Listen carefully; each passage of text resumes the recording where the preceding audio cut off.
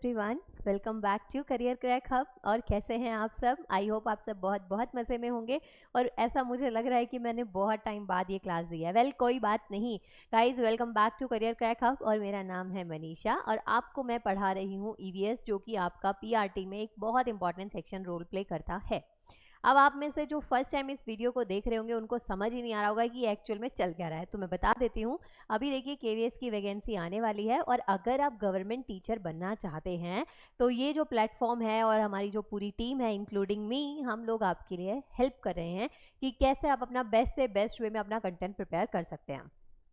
और इस सीरीज़ में आपको हम डिफरेंट लेक्चर्स प्रोवाइड कर रहे हैं, जहाँ पे आपको आपके अलग अलग जो सब्जेक्ट्स हैं, जो आपके एग्जाम रिलेटेड सब्जेक्ट्स हैं, उन सबको कवर अप किया जाएगा। उसी में जो ईवीएस वाला पार्ट है वो मैं आपका पढ़ा रही हूँ, उसके साथ साथ में जो इसमें करंट अफेयर्स का पार्ट होगा वो भी मैं आपका करवाऊंगी। लेकिन अभी हमारी ईवीएस की सीरीज चल रही है जिसमें कि हमारा एक टॉपिक स्टार्ट किया है हमने, शेल्टर।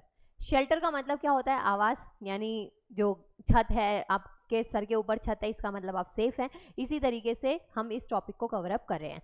अब ये टॉपिक को स्टार्ट करने से पहले मैं आपको बताना चाहती हूँ कि आप हमारे इस बैच में, जो केवीएस का बैच है और जॉब चाहिए आपको, चाहे आप पीजीटी करना चाहते हैं, टीजीटी करना चाहते हैं या फिर आप पीआरटी के लिए अप्लाई कर रहे हैं, तो इन सब के लिए आप हमें ज्वाइन कर सकते हैं। बहुत ही मिनिमम प्राइस में आपको हम कोर्स दे रहे हैं, जहाँ पे आपको कंप्लीट जो आपके एग्जाम है उससे रिलेटेड प्रिपरेशन करवाई जाएगी। इसके साथ साथ में आपको मेंटरशिप भी दी जाएगी कि मानिए कभी कोई लैकनेस आ रही है, मोटिवेशन नहीं मिल रहा, आपको नहीं कर पढ़ने का मन कर रहा है, बहुत सारी प्रॉब्लम्स आप लोगों की ज़िंदगी में चल रही हैं, तो वो सब आपकी यहाँ पे दूर हो जाएंगी। बिना देरी के आज के इस लेक्चर को स्टार्ट करते हैं। आज का जो हमारा टॉपिक है वो क्या है? शेल्टर है। तो देखिए शेल्टर में हम बहुत सारी चीज़ें जो हैं वो बच्चा पढ़ चुके हैं, हम बहुत सारी चीज़ें हम पढ़ चुके हैं। जैसे कि बेसिक कंसेप्ट होते हैं ना कि शेल्टर क्या होता है, कितने टाइप के शेल्टर्स होते हैं, तो ये सब चीज़ें हम पढ़ चुके हैं। कच्चा हाउस, पक्का हाउस, आप सब ना ये जाके प्लेलिस्ट में चेक कर सकते हैं। आज जो हमारा टॉपिक है वो शेल्टर में किस चीज़ पे डिपेंड करता है। मतलब मानिए मैंने आपको कह दिया घर कुछ ऐसा दिखता है, कुछ घर बिल्डिंग जैसे दिखते हैं, कुछ अपार्टमेंट्स होते हैं, कुछ आपके बेस से ज़मीन से घर है, कुछ गोबर के बने हुए, कोई किसी चीज़ का बना हुआ घर है। लेकिन ये जो घर बन रहे हैं ये किन जोग्राफिकल कंडीशंस इनके ऊपर वेरी कर रही हैं या किन किन फैक्टर्स के ऊपर इनकी फॉर्मेशन डिपेंड करती है, आज के इस लेक्चर में हम वो चीज़ को जानेंगे। तो स्टार्ट करते हैं। पहली चीज़ आती है हमारे पास में, देखिए कुछ आपको ना फैक्टर्स यहाँ पे दे रखे हैं, मतलब वेरियस फैक्टर्स दे रखे हैं जो एक इंपॉर्टेंट रोल प्ले करते हैं कि जो शेल्टर है ना, मतलब भूमिका की यहाँ पे घर होना चाहिए। जैसे कि आप अपना एग्जाम्पल लीजिए कि आप ना विंटर्स में अलग तरीके से रहते हैं, समर्स में आप अलग तरीके से रहते हैं, आपके घर की जो रिक्वायरमेंट है, जो आपकी ज़रूरत की चीज़ें हैं, उनकी भी ज़रूरत वैसे वैसे ही चेंज हो जाती होगी। जैसे जो चीज़ें मोस्टली आप सिर्फ विंटर्स में यूज़ कर सकते हैं, उनको आप अपने घर में दबा के रख देते होंगे, अपने बेड में, अलमीरा में, कबर्ड में, किसी में भी, कि चलो भाई नेक्स्ट विंटर्स आएंगी तब उनको निकालेंगे। समर्स में भी आप कुछ स्पेसिफिक चीज़ों का यूज़ करते होंगे और जैसे ही वो मौसम चेंज हो जाता होगा आप उनको भी चेंज करके रख देते होंगे। तो यहाँ पे यही चीज़ आपके पास में आती है कि जैसे हम यहाँ पे बात करते हैं कि कुछ इंपॉर्टेंट फैक्टर्स हैं जो शेल्टर डिसाइड करने में इंपॉर्टेंट रोल प्ले करते हैं, जिसमें सबसे पहला जो फैक्टर आता है ना वो आता है हमारे पास में, जस्ट अ मिनट, यस। तो सबसे पहला फैक्टर आता है that is location and geographic of area, कि कहाँ पे शेल्टर बनाना है। ये चीज़ जो है वो बहुत ज़रूरी है कि शेल्टर कहाँ पे बनने वाला है, थोड़ा सा डिसेंट लगना चाहिए ना। तो शेल्टर कहाँ पे बना रहे हैं, कहाँ पे आप अपना घर देख रहे हैं, तो ज्योग्राफिकल कंडीशंस बहुत ज़रूरी हैं। मानिए आप कहीं पे अभी रह रहे हैं और उस एरिया को, उस लोकेलिटी को आप चेंज करना चाहते हैं, तो आप ऐसी जगह पे जाएंगे ना जहाँ पे वो कंडीशंस फुलफिल हो रही हो। कोई ऐसी जगह है जहाँ पे आपको पानी की बहुत किल्लत है, पानी की इतनी खतरनाक कमी है, और आप फिर अपना घर दूसरी जगह सर्च कर रहे हैं, तो दूसरी जगह सबसे पहले यही देखेंगे कि भाई वहाँ पे पानी है कि नहीं है। जिस प्रॉब्लम से आपने पहली जगह से, जो आपकी इनिशियल जगह है जहाँ भी आप करंट में रह रहे हैं, उस जगह से अपने घर को चेंज करके दूसरी जगह पे गए हैं, तो वो सबसे पहली चीज़ आप यही देखेंगे कि वहाँ पे घर को चेंज करने के पीछे की वजह क्या है। तो यहाँ पे पहला पॉइंट आता है हमारे पास में, लोकेशन और ज्योग्राफी ऑफ एरिया। मतलब डिफरेंट स्टाइल के जो घर होते हैं वो अलग अलग एरियाज में पाए जाते हैं। जैसे रेगिस्तान में घर आपको अलग मिलेंगे, जो हिली एरियाज होते हैं, जो ऊंचे ऊंचे पहाड़ होते हैं, वहाँ पे आपको घर अलग मिलेंगे। जो चट्टानें होती हैं वो अलग तरीके के घर वहाँ दिखेंगे, घास के मैदानों में अलग तरीके के घर मिलेंगे। तो आप यहाँ पे देखेंगे कि अलग अलग लोकेलिटीज़ को हम डिवाइड कर देते हैं। इवन जहाँ अभी आप करंट में रह रहे हैं, अपने आसपास के एरियाज में भी आप देखेंगे कि आपको ना डिफरेंट टाइप के जो स्ट्रक्चर्स हैं घर के वो देखने को मिलेंगे। कोई एक कॉलोनी है उसमें बहुत सारे बढ़िया बढ़िया बंगलो ही बने हुए हैं, ठीक है। कोई एक कॉलोनी आपके आसपास में जहाँ पे सिर्फ विलाज ही हैं। कोई एक कॉलोनी है जहाँ पे ना सिर्फ फर्स्ट सेकंड फ्लोर तक के घर हैं। कुछ ऐसे एरियाज में आप जाते हैं जहाँ पे बहुत ज़्यादा मल्टी स्टोरी बिल्डिंग्स होती हैं, जहाँ पे अपार्टमेंट्स होते हैं, like 22nd 25th 7th 30th floor तक की आपको लोकेलिटी मिल जाती है। तो क्या है, जगह पे डिपेंड करता है कि वो कहाँ पे बनाए गए हैं। तो कहीं जगह पे हमें छोटे घर मिलते हैं, कई जगह पे बहुत बड़े घर मिलते हैं, कई जगह पे बेस एरिया बहुत बड़ा होता है तो उनको ऊपर ऊपर बनाने की ज़रूरत ही नहीं पड़ती है। तो ये इसमें सबसे इंपॉर्टेंट चीज़ क्या है कि लोकेशन बहुत मैटर करती है।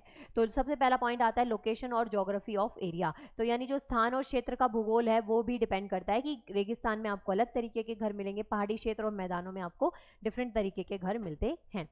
दूसरा जो फैक्टर आता है वो आती है हमारे पास कुछ इन्वायरमेंटल कंडीशंस। जैसे कि जब मैंने आपको टाइप्स ऑफ शेल्टर पढ़ाया तो उसमें मैंने आपको बताया कि टेंट हाउस भी होता है, इग्लू भी होता है, यानी जो बर्फ का घर बना हुआ होता है। इसके अलावा हमने ये भी देखे कि भाई हमारे पास कुछ ऐसे भी घर होते हैं जहाँ पे मिट्टी का यूज़ किया जा रहा है, ठीक है, टेम्परेरी बेसिस पे कच्चे मकान बनाए जाते हैं, तो मिट्टी गोबर इन चीज़ों का यूज़ वहाँ पे किया जा रहा है। तो आपने यहाँ एक कंक्लूजन निकाला कि हमारे पास डिफरेंट डिफरेंट टाइप के क्या होते हैं, घर होते हैं। तो अब वो जो डिफरेंट तरीके के घर है ना, उनको बनाने के लिए कुछ अलग अलग इन्वायरमेंटल कंडीशंस होती हैं जिनको हमें फुलफिल करना पड़ता है। जैसे सपोज कोई ऐसी जगह जहाँ पे बहुत ज़्यादा बारिश आती है, तो वहाँ घर वैसे ही होंगे कि इस तरीके से उनको इंक्लाइन कर दिया जाएगा कि बारिश बहुत ज़्यादा तेज़ हो रही है तो पानी ना छत पे रुके ना, सीलिंग हो जाएगी, ठीक है। तो जो इससे बचाने के लिए कि पानी स्लांट करके नीचे गिर जाए, तो इस तरीके के घर बनाए जाते हैं। कई ऐसी जगह जहाँ पे बहुत ज़्यादा बर्फ़ गिरी है तो वहाँ पे भी घरों को ऐसे बनाया जाता है ताकि जो बर्फ़ है या पानी है वो एक जगह पे स्टोर ना रहे। आप देखेंगे जो राजस्थान जैसे एरियाज है वहाँ पे घरों को ऐसे बनाया जाता है मिट्टी और गोबर वगैरह का यूज़ करके, ताकि दीवारें कैसी रहे, ठंडी रहे, क्योंकि वहाँ गर्मी बहुत ज़्यादा है, टेम्परेचर बहुत ज़्यादा है और पानी की बहुत किल्लत है, तो इस अकॉर्डिंग बनाए जाते हैं। तो दूसरी इंपॉर्टेंट चीज़ आती है कि इन्वायरमेंटल कंडीशंस जो है ना वो भी बहुत ज़रूरी होती हैं। जैसे आप इसमें देखेंगे कि जो अगर बहुत बारिश हो रही है, रेनफॉल है, टेम्परेचर बहुत ज़्यादा एक्स्ट्रा है या बहुत कम है, समर्स का टाइम है, विंटर्स का टाइम है, तो ये जो कुछ फैक्टर्स है ना ये भी डिसाइड करते हैं कि जो घर है वो कैसा बनाना है। आई मीन इन फैक्टर्स के ऊपर भी जो घर है वो डिपेंड करता है कि कैसा वाला जो घर है वो बनाना है। उस घर को बनाने के लिए आसपास की जो एनवायरमेंटल कंडीशंस है ना वो कैसी हैं वो भी देखा जाता है। एक कॉमन सा एग्जांपल मैं आपको देती हूँ। जैसे अभी जो आपका घर है वहाँ पे आप एक चीज़ देखते होंगे कि भाई घर है ना आपका, तो आप वहाँ पे ऐसे करते होंगे कि लाइक अगर बहुत ज़्यादा धूप आ रही है तो आप शेड का यूज़ करेंगे। आप ना आपके घर में बालकनी बनी हुई है, बाहर की साइड है, बिल्कुल बाहर की साइड है, जहाँ पे बहुत ज़्यादा कबूतर आ रहे हैं, आप उन पर नेट वगैरह का यूज़ करेंगे। तो आपने सिचुएशन देखी ना कि आसपास की कंडीशन कैसी थी। तो ऐसे ही कुछ एरियाज़ है जहाँ पे ये सब कंडीशन हमें देखनी पड़ती हैं। इन कंडीशंस को ध्यान में रखते हुए अपने घरों का निर्माण हम लोग करते हैं। तो ये कुछ पर्यावरण स्थिति है, जैसे वर्षा है, बहुत बारिश हो रही है, तापमान है, मौसम है, गर्मी है, सर्दी है, ये सब कारक जो होते हैं ये घर की पसंद को तय करते हैं कि आपका आसपास का जो एरिया है, जो मौसम है वो कैसा है, और उस अकॉर्डिंग आप अपने घर बनाते हैं। ये बात आपको ध्यान में रखनी है। आगे बढ़ते हैं नेक्स्ट। थर्ड जो बात आती है, कुछ स्पेसिफिक हाउस होते हैं कुछ स्पेसिफिक एरिया में। अब जैसे मैंने आपको बता दिया कि सबसे इंपॉर्टेंट चीज़ क्या है कि जोग्राफिकल एरिया बहुत ज़रूरी है। दूसरी बात मैंने आपको बताई कि हमारे पास कुछ इन्वायरमेंटल कंडीशंस भी होती हैं। इन दोनों चीज़ों को ध्यान में रखते हुए हम घर बनाते हैं। अब हमारे पास में जो क्वेश्चन आता है, जो पॉइंट आता है, वो ये आता है कि जो घर आप बना रहे हैं वो किस किस टाइप से हम बनाते हैं। जैसे हमने कच्चा हाउस, पक्का हाउस तो पढ़ लिया कि कुछ टेम्परेरी घर होते हैं, कुछ परमानेंट होते हैं जिनको आपने एक बार बना दिया और आपकी पुश्ते दर पुश्ते उसी घर में रह रही हैं। आप रेनोवेट करवा ले रहे हैं लेकिन ज़मीन आपके पास वही की वही है। कुछ हमारे पास कच्चे मकान होते हैं, टेम्परेरी बेसिस पे हैं, जैसे आप कहीं पे वो जंगल सफारी पे गए या फिर आप कहीं पे ट्रैकिंग के लिए जा रहे हैं तो वहाँ पे आप टेंट वगैरह, तंबू, इन चीज़ों का यूज़ करेंगे। टेम्परेरी बेसिस पे स्टे करना है, फिर उसके बाद में आप वहाँ से चल देंगे। तो हमारे पास में ऐसे डिफरेंट डिफरेंट चीज़ों का हम यूज़ करते हैं। तो यहाँ आता है कि स्पेसिफिक जो हाउस हैं वो कुछ स्पेसिफिक एरियाज में बनते हैं। जैसे सबसे पहला आपको यहाँ पे दे रखा है house made up of mud. Mud का मतलब होता है मिट्टी या फिर कीचड़ से जो हम घर बनाते हैं। कीचड़ भी हो सकता है, गोबर का यूज़ भी इसमें किया जाता है कि ऐसे घर जो कि आप किससे बना रहे हैं, मड से, कीचड़ से, इन चीज़ों का यूज़ कर रहे हैं। जैसे ना पहले के टाइम पे अगर आप गांव से बिलोंग करते हैं तो वहाँ पे आप देखेंगे पहले ऐसा होता था कि जो दीवारें हैं ना उनकी लिपाई करी जाती थी चिकनी मिट्टी से। मिट्टी या गोबर के जो उपले होते हैं उसको दीवारों पे डाल देते थे, वरना नहीं तो गोबर से पूरे घर को लेपा जाता था। समझ गए? तो ये चीज़ें पहला पॉइंट यही है हमारे पास कि हम ऐसे घर बना रहे हैं कुछ स्पेसिफिक एरियाज में जहां पे आप इन चीज़ों का यूज़ करें। तो सबसे पहली चीज़ आती है कि आप किसका यूज़ करें, मड, मिट्टी से बने घर का आप यूज़ करें। तो ये जो घर होते हैं, these house are found in the hot desert of Rajasthan and in villages. मतलब जो ये मिट्टी के, गोबर के, चिकनी मिट्टी के जो घर बनते हैं, ये लिपाई जो दीवारों पे करी जाती है, ये कहाँ होती है, मोस्टली गाँव में होती है या फिर राजस्थान जैसे एरियाज में। इससे थोड़ी देर पहले ही मैंने आपको बताया कि वहाँ पे गर्मी बहुत ज़्यादा होती है, इस वजह से उस गर्मी, उस हीट से कि ज़्यादा गर्मी घर में ना लगे, तो उनसे बचने के लिए ऐसी चीज़ों का यूज़ करते हैं। हम जो है ना अर्बन एरियाज़ में जब रहते हैं तो वहाँ पे क्या होता है, टाइल वगैरह का यूज़ करते हैं, पत्थर का यूज़ करते हैं, जो कि बहुत गर्म होता है। लेकिन हमें पता है हमारे पास एसी का, कूलर का, फ़ैन का ऑप्शन है, तो हम ना इतना नहीं सोचते बाहर का मटीरियल लगाने से पहले। हमें लगता है बस दिखने में बहुत अच्छा होना चाहिए, शो के पर्पज़ से हम उसको लगा देते हैं। लेकिन कुछ ऐसे एरियाज़ होते हैं जहाँ पे ऐसे घरों का आज की डेट में भी यूज़ किया जाता है, क्योंकि वो इन सब चीज़ों से काफ़ी दूर हैं अभी तक भी। तो पहला पॉइंट आता है कि जो घर किससे बनेंगे, मिट्टी से बने होंगे, कीचड़ से या गोबर से। तो ये घर कहाँ पाए जाते हैं, मोस्टली राजस्थान वाले एरियाज़ में, ठीक है, और या फिर ऐसे एरियाज़ में जहाँ पे बहुत ज़्यादा गर्मी होती है, जहाँ पे बहुत ज़्यादा जो हीट है, सन रेज जो है वो बहुत ज़्यादा लेवल पे पड़ती है। आगे बढ़े नेक्स्ट पॉइंट पे। तो पहला पॉइंट आपको यहाँ पे ध्यान रखना है। अब ये जो हाउस होते हैं, ये जो घर है ना, ये किस चीज़ में हेल्प करते हैं, एक्सेसिव हीट जो है ना, बहुत ज़्यादा जो गर्मी है वो हेल्प करती है कि गर्मी से, बहुत ज़्यादा गर्मी से क्या किया जाए, बचाया जा सके। इन घरों की जो दीवारें होती हैं उनमें बहुत थिक लेयर, जो मोटी सी लेयर है, कीचड़ की एक लेयर लगा दी जाती है, जिससे कि जो सन की हीट है वो घर के अंदर नहीं जाएगी, घर अंदर से कैसा रहेगा, कंपेरेटिवली ठंडा रहेगा। आज की डेट में तो देखिए हमारे पास कूलर है, एसी, इन सब के ऑप्शन है। पहले क्या ये सब चीज़ें होती थी, नहीं होती थी। फैन भी बहुत से ऐसे एरियाज है जहाँ पे फैन नहीं होता था। विलेज में ऐसे बहुत से ऐसे गाँव हैं जहाँ पे इलेक्ट्रिसिटी ही नहीं है, लेकिन स्टिल वहाँ के लोग सर्वाइव कर रहे हैं ना। वो ऐसी जो प्रैक्टिकल चीज़ें हैं, ऐसी जो पुरानी चीज़ें, उनका अभी भी यूज़ करें, ताकि अपने घर को रहने लायक वो लोग बना सके। बहुत एक्सेस में हीट हो जाए, बहुत टेम्परेचर बढ़ जाए, तो भी उससे क्या कर सके, वो बच सके, खुद भी बच सके और अपनी फैमिली को भी बचा सके। तो इसलिए वो ऐसे घरों का यूज़ करते हैं। तो ये पॉइंट आपको याद रखना है कि ये जो घर होते हैं बहुत ही थिक लेयर जो होती है उससे बने हुए होते हैं, और जो हीट को बहुत ज़्यादा क्रॉस नहीं होने देते हैं। तो ये जो घर हैं वो अत्यधिक गर्मी को बेहतर ढंग से अपनाने में मदद करते हैं, और इन घरों की जो मिट्टी है उसकी दीवारें मोटी बना दी जाती है, ताकि गर्मी से जो है वो इसके आर पार ना कर सके। ये बात आपको ध्यान रखनी है। आगे बढ़ते हैं। तो यहाँ पे आप देखिए, मैंने स्लाइड में ना कुछ आपके पास ये डायग्राम भी डाल दिया है, ऐसे ऐसे घर होते हैं, आपको यहाँ पे देखने हैं। आगे देखते हैं। अब ये जो घर है इनको मड से, मिट्टी से पेंट करते हैं, कीचड़ वगैरह से पेंट किया जाता है। इसके अलावा डंग जो होता है, मतलब काऊ या गाय का या भैंस का जो गोबर होता है, उसका यूज़ भी हम इसमें करते हैं। ओके। और जो ये घर, इसके साथ साथ में जो इंसेक्ट्स होते हैं, उन जो छोटे छोटे जीव जंतु होते हैं, उनसे भी प्रोटेक्ट करते हैं घर को। जैसे आप लकड़ी का बहुत ज़्यादा यूज़ करें तो उन पे दीमक लगने के चांसेस होते हैं। ये घर है, अंदर इंसेक्ट्स को नहीं जाने देंगे, एक मोटी सी लेयर इन पे चढ़ा दी जाती है।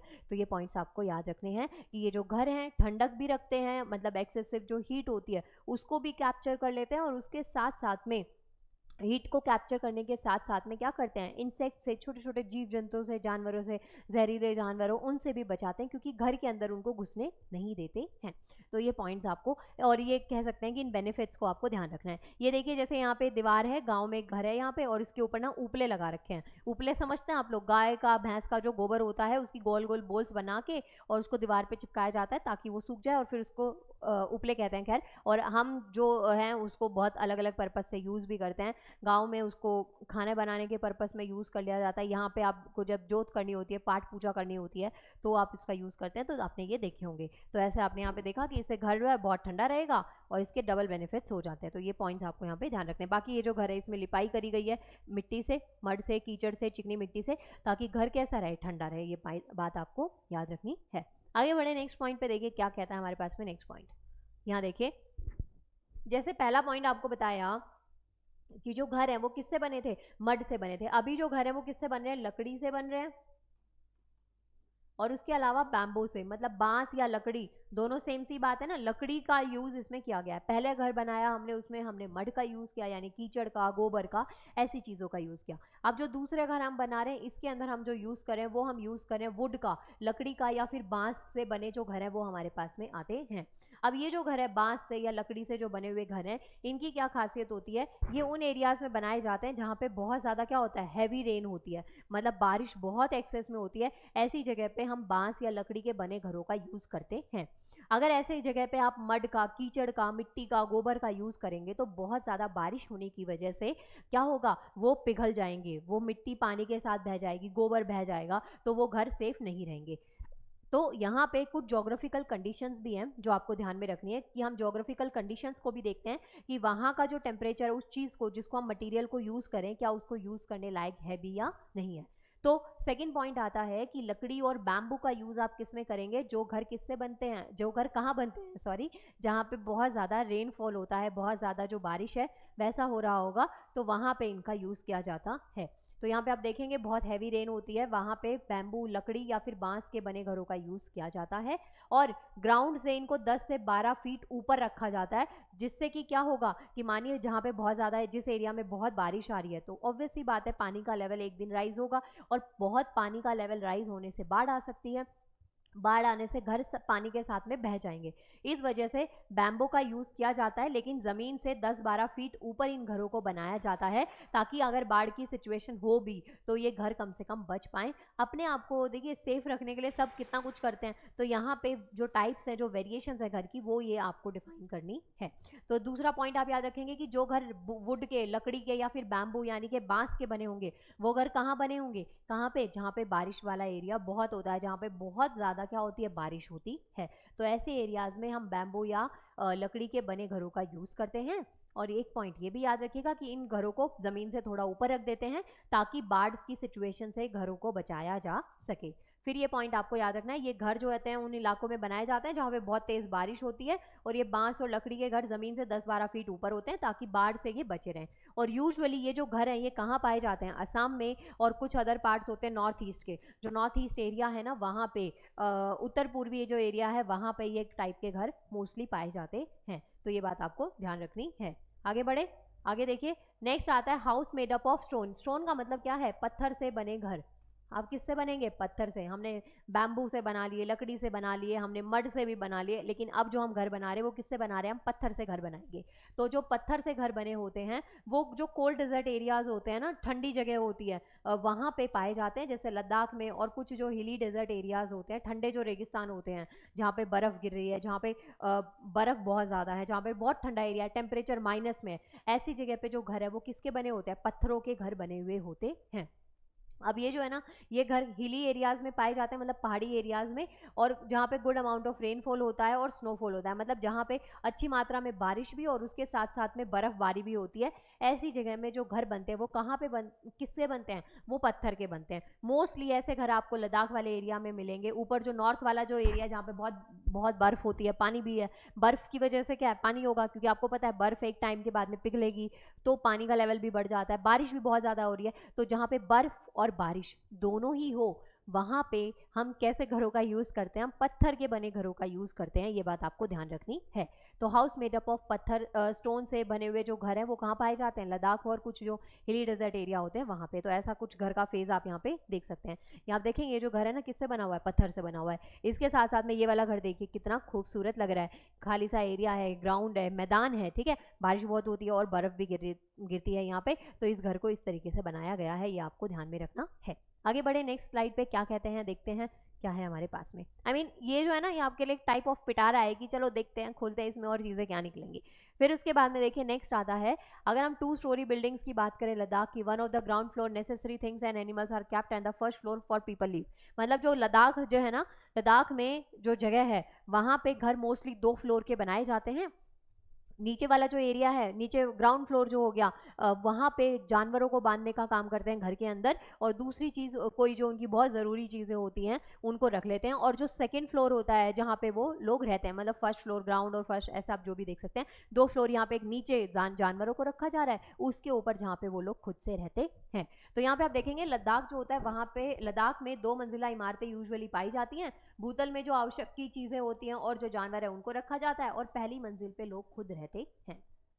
समझ गए। जैसे हम अर्बन एरियाज में देखते हैं ग्राउंड फ्लोर जो होता है वहां पे बेसमेंट या ग्राउंड फ्लोर जो होता है वहां पे क्या है, पार्किंग बनाई जाती है, उसके ऊपर लोग रहते हैं। तो ऐसा यहाँ पे आप याद रख सकते हैं कि ये अपने जानवरों को रखने के लिए जगह बनाते हैं और ऊपर खुद से रह रहे होते हैं। अब ऐसा तो नहीं है कि भाई जानवरों को भी ऊपर फर्स्ट फ्लोर पे ही रख लो, चलो ऊंट है घोड़े हैं उनको चढ़ा दो सीढ़ियों से, ऐसा तो नहीं हो सकता ना। तो उनको नीचे वाले फ्लोर पे रखा जाता है और फर्स्ट फ्लोर पे ये लोग खुद से रहते हैं।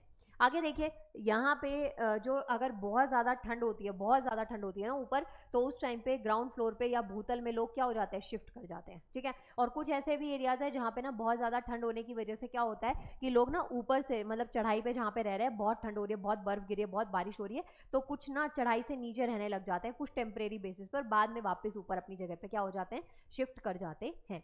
तो ये बात आपको यहाँ पे याद रखनी है कि ये जो घर है ऐसे बनाए जाते हैं। यहाँ ना मुझे कोई और फोटो अच्छी सी मिली नहीं, मैंने यही लगा दी। एक कार्टून है ये, मुझे नाम नहीं पता कौन सा है, बट अच्छा लग रहा था तो मैंने लगा दिया आप सबके लिए।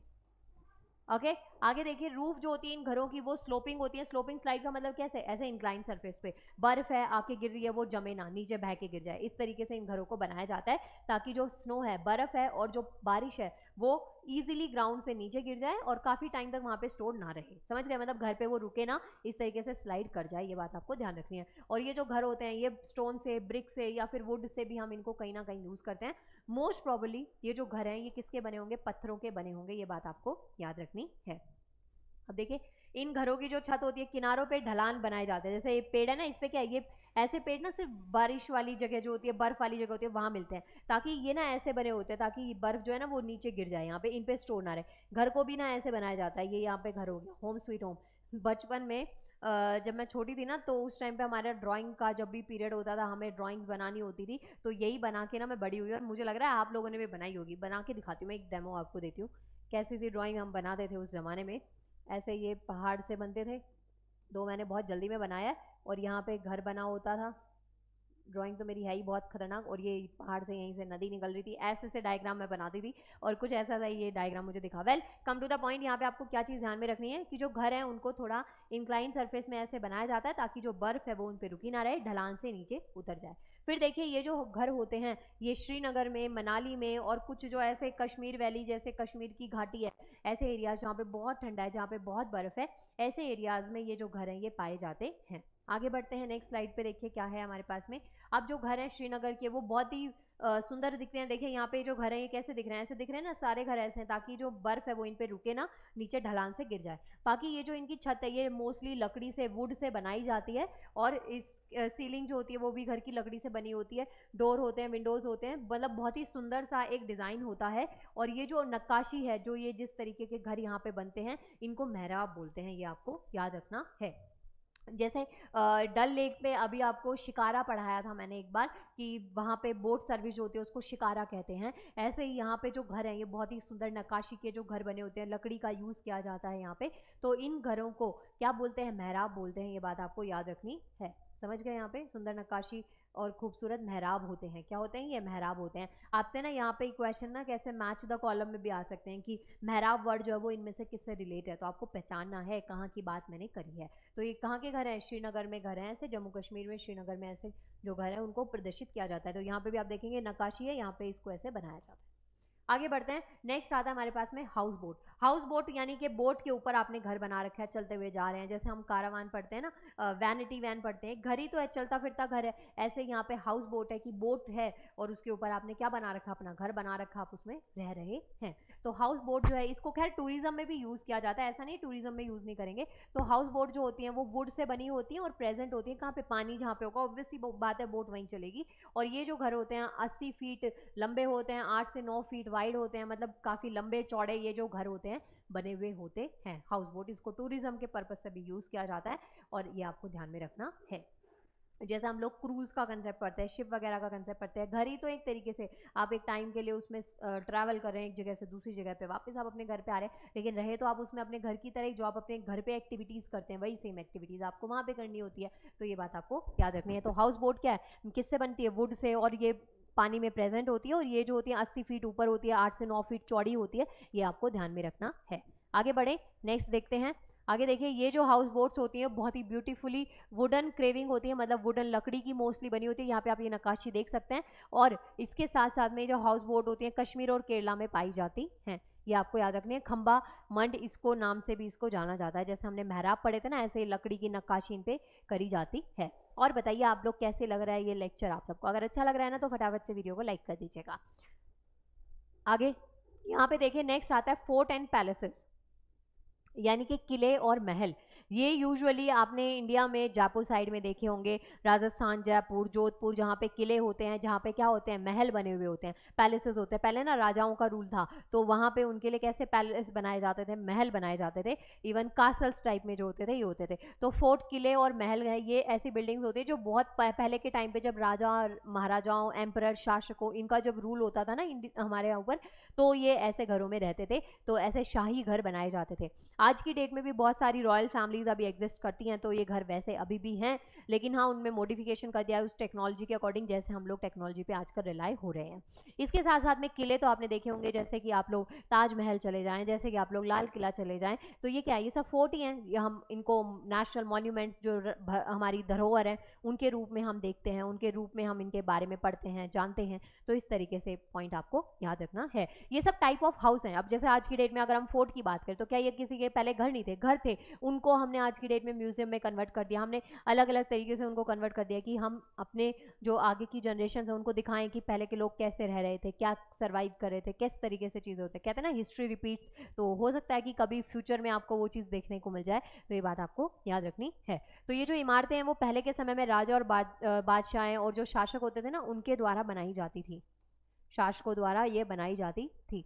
और ये जो किले होते थे ना, इनमें पूरी दुनिया होती थी इनकी। इस किले के बाहर इनको जाना नहीं पड़ता था। मार्केट वगैरह सब किले के अंदर लग रही है, पूरा खाना पीना रहना सब कुछ किले के अंदर है। बाहर सिर्फ निकलते थे तो किले फतेह करने के लिए, दूसरों बैटल्स में निकलते थे, राजा महाराजाओं की लड़ाइयाँ चलती थी कई कई महीने तक, बस उसमें बाहर निकलते, बाकी किले से बाहर उनको जाने की जरूरत नहीं पड़ती थी। एक नगर, एक शहर, एक एरिया इसके अंदर स्टैब्लिश होता था।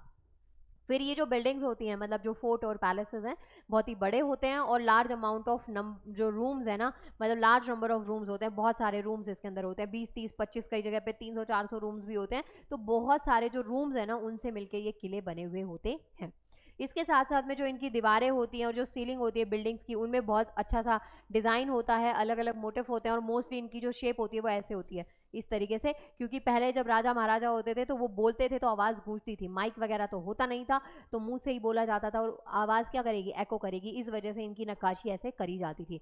इवन अगर आप इन फोर्ट्स में आज की डेट में भी जाते हैं, आप अक्षरधाम मंदिर गए या ऐसे कुछ पुरानी जो हिस्टोरिक जगह है, वहाँ पर आप आज की डेट में भी जाएंगे ना, जहाँ पे आप अपने घर में एसी में रह रहे हैं, वहाँ भी यहाँ जाएंगे ना, तो यहाँ की दीवारें आपको कंपेरेटिवली बहुत ठंडी लगी ना, वहाँ पे एसी होगा ना वहाँ फैन चल रहा होगा, स्टिल उनकी नक्काशी ऐसे करी गई, उनको बनाया ऐसे जाता है कि बहुत ठंडक आपको फील होती है। तो ये पॉइंट आपको याद रखना है, फोर्ट एंड पैलेसेस। इसके बाद में नेक्स्ट आता है डोंगा। ये जो है ना, ये डोंगा जो है ना, ये भी एक टाइप ऑफ हाउस बोट ही है। जैसे मैंने आपको हाउस बोट पढ़ाया कि बोट के ऊपर एक घर बनाया गया, ऐसे ही तरीके का क्या है, डोंगा है। एक हाउस है वाटर का, house is present on the boat और with different rooms in it, can be seen in Dal lake Kashmir. तो ये यूजुअली कहाँ है, कश्मीर की जो डल लेक है वहाँ पे पाया जाता है। शिकारा के नाम से भी इसको जानते हैं, तो आप ये याद रख सकते हैं। हाउस बोट को ही डोंगा कहा जाता है। एक बोट है, उसके ऊपर रूम्स बना रखे हैं, घर बना रखे हैं, और वो बोट जो है वो मूव करती रहती है। ठीक है, ये आपको याद रखना है। देखिए कुछ ऐसा था यहाँ पे डायग्राम, याद रखेंगे। आगे नेक्स्ट आता है इग्लू। इग्लू का मतलब क्या है, ठंड का, जो बर्फ का घर होता है। वैसे ना मैंने अभी आज जो मैंने आपको घर पढ़ाया ना, उनमें मैंने बहुत सारे घर नहीं देखे हैं, इवन मैंने इग्लू भी नहीं देखा, लेकिन इन सब में ना मेरे को ये देखने का बहुत मन है कि इग्लू कैसा दिखता होगा, अंदर कैसा होता होगा। ये मैंने गूगल इमेजेस तो बहुत देखे हैं, लेकिन रियलिटी में देखने का एक अलग ही वाइब्स आती होंगी। तो इग्लू जो है वो बहुत ठंडे रीजन्स होते हैं, बहुत बर्फ वाले एरियाज होते हैं, वहाँ पाया जाता है। आइस ब्लॉक से जो है ये बनता है, मतलब बर्फ के जो ब्लॉक्स होते हैं, बर्फ की जो सीलियाँ होती है ना, यहाँ देखेंगे, इनसे इसको बनाया जाता है। इस तरीके की इसकी शेप होती है। तो ये जो इग्लू है बहुत ठंडे क्षेत्रों में पाया जाता है। जो शेप होती है इग्लू की वो कैसी होती है, ओवल शेप होती है, यानी कि अंडाकार शेप होती है। और जो दरवाजा जो होता है वो बहुत छोटा होता है, बहुत छोटा सा दरवाजा इग्लू में एंटर करने का होता है। ज्यादा बड़ा होगा तो ठंड अंदर बहुत ज्यादा जाएगी, ठंड से बचने के लिए तो बनाया गया ना इसको। तो बहुत छोटा सा दरवाजा जो होता है वो इग्लू का होता है। ठीक है, फिर बाकी इसमें जो एस्कीमोज जो होते हैं वो इग्लू में रहते हैं, ये पॉइंट आपको याद रखना है। क्या, चलिए कमेंट करिए, आप लोगों ने देखा हुआ है कभी घूमने फिरने का, अगर आपको क्रेज रहा है, शौक रहा हो तो शायद देखा होगा। तो ये आपको इग्लू का ध्यान रखना है। आगे नेक्स्ट आता है हमारे पास में टेंट हाउस।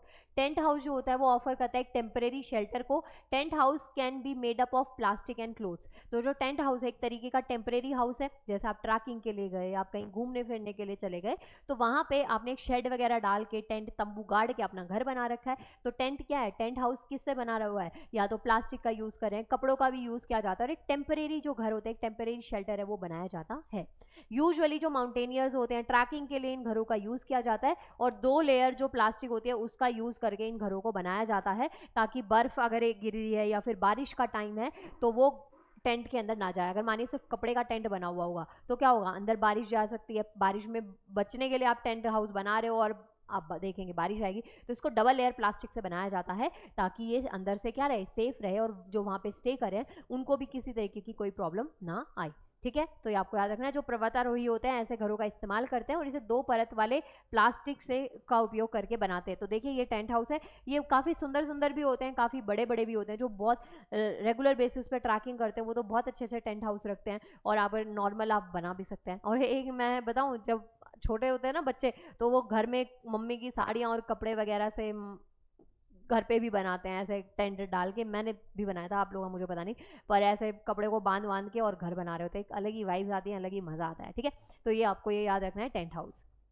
फिर उसके बाद में देखिए जो चांगपा ट्राइब है ना, लद्दाख में एक ट्राइब पाई जाती है चांगपा जनजाति। यहाँ से भी क्वेश्चन बन जाए, पूछा जाए चांगपा ट्राइब जो है वो कहाँ पाई जाती है, कहाँ पाई जाती है, लद्दाख में पाई जाती है, क्वेश्चन बन गया आपका। तो चांगपा ट्राइब जो है ना लद्दाख की, वो याक के जो बाल होते हैं, याक के जो जो याक कहाँ पाया जाता है, याक हमेशा ठंडी जगहों पर पाया जाता है, बर्फ वाली जगहों पर ही पाया जाता है। तो ठंडी जगह पे जो ये याक पाया जा रहा है ना, इनके जो हेयर्स होते हैं उनका यूज करके कोन शेप के टेंट बनाते हैं, और इनको टेंट रेबो भी कहते हैं। क्या कहते हैं इसको, टेंट तंबू रेबो के नाम से बुलाते हैं, रेबो के नाम से बुलाते हैं।